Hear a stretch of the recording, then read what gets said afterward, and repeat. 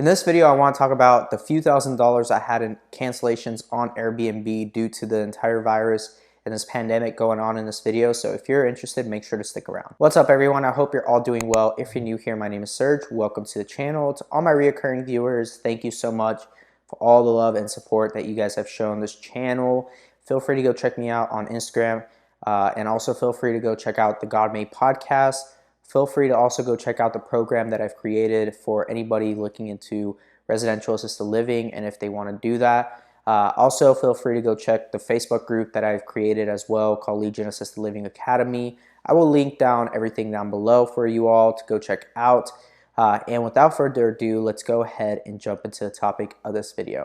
Now, the month of March has been really crazy due to the fact because of the virus that's going on and the pandemic that's going on.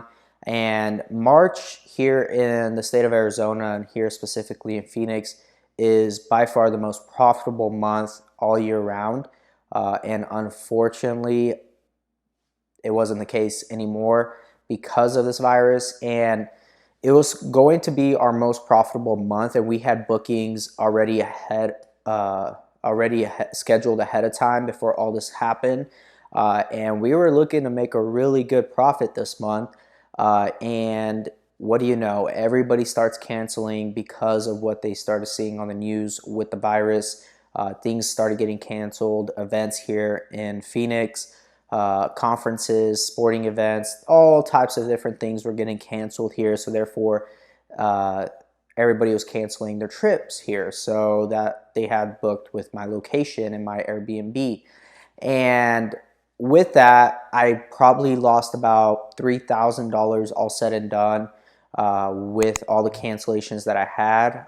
Fortunately, this started happening like halfway through the month, so we at least got to keep a good amount of profit for the month of March for what it was. But still, that's $3,000 extra dollars that would not have been made because of the virus. And so, how do I feel about that? Well, safety is definitely first. Definitely on the guest perspective, I definitely understand where the guests are coming from for canceling. But on the other side, for hosts who have like a moderate cancellation policy on their Airbnb, or even strict, right, which is non-refundable, which I did have. Most of my guests that did book for the month of March had two options. They could have either gone for moderate cancellation, right, or they could have gone for non-refundable and gotten a 10% discount on their booking. For the most part, a majority of people did choose the non-refundable with the 10% discount when they booked. Now, everybody understands non-refundable, and therefore, it does upset me that Airbnb didn't back up their hosts, right, and have kept their contracts in place with their guests saying, hey, that was the cancellation policy. Unfortunately, we cannot give you guys all a full refund. I would have definitely understood if they would have just given back half of their money, half of a refund, but they didn't. This whole situation has caused such a ruckus within this industry. And not a lot of hosts are really happy with the way Airbnb handled the entire situation. But at the same time, for us hosts, it just goes to show that you can't rely too much on one platform.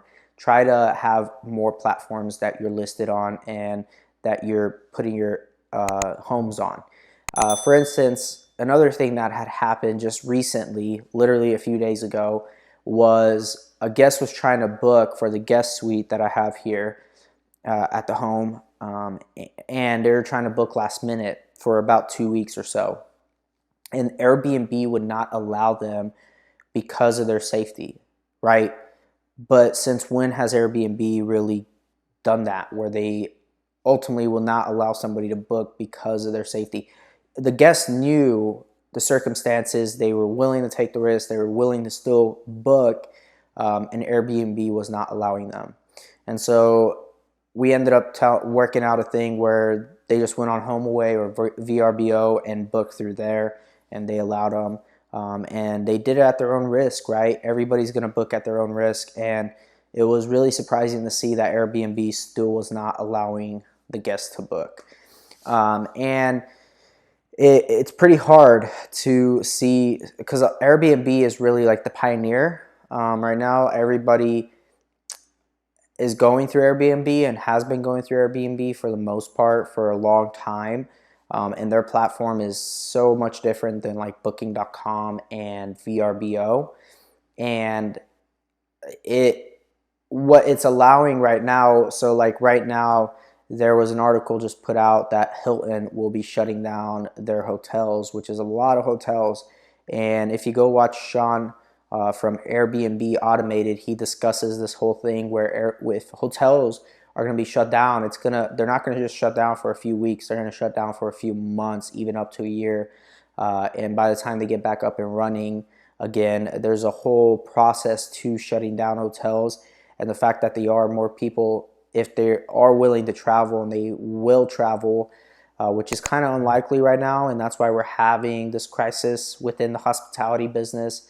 But if they do, and say this thing blows over in a few months, there's going to be a great opportunity for everybody that does have vacation rentals. So you just have to stay optimistic, not too worried about if I'm going to make it through all this. As long as you have reserves in place and you have uh, enough cash reserves to hold you over for at least 5 to 6 months to just see how things blow over, and then reevaluate at that point if you're going to put the home up for month-to-month basis for people who are realizing that they don't want to release up on their apartment and they just want to kind of figure something out, something cheaper, something more affordable, and they'll probably stay on a month-to-month basis until they can get that figured out. There'll probably be a lot of different people in that type of situation given the circumstances.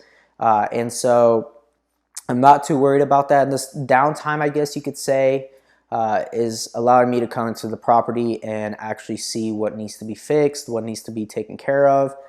For instance, the bathroom curtains all need to be changed because they don't smell very good.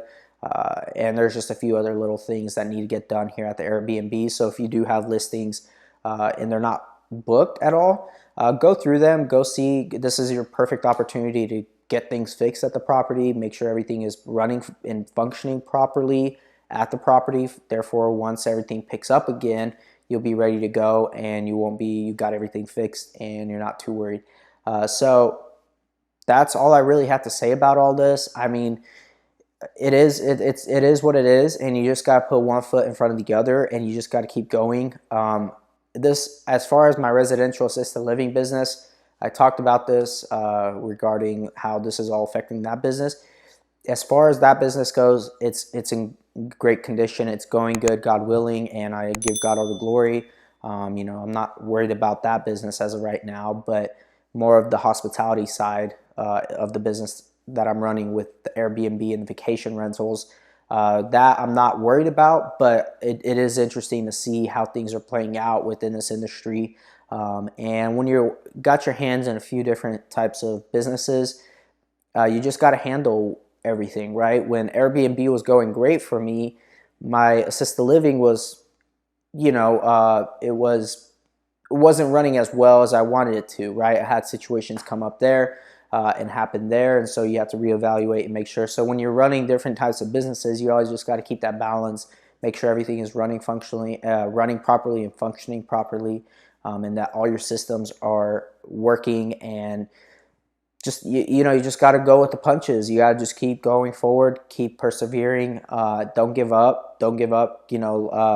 Lance Armstrong once said, pain is temporary, quitting is forever. So just understand that this is all temporary. What you're dealing with is temporary.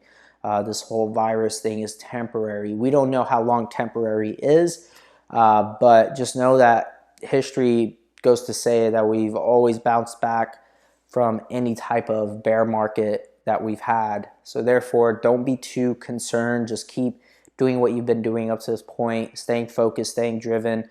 Get creative, start working on other things. Don't just sit around at home, watch Netflix all day, and not be productive. It could eventually lead to depression.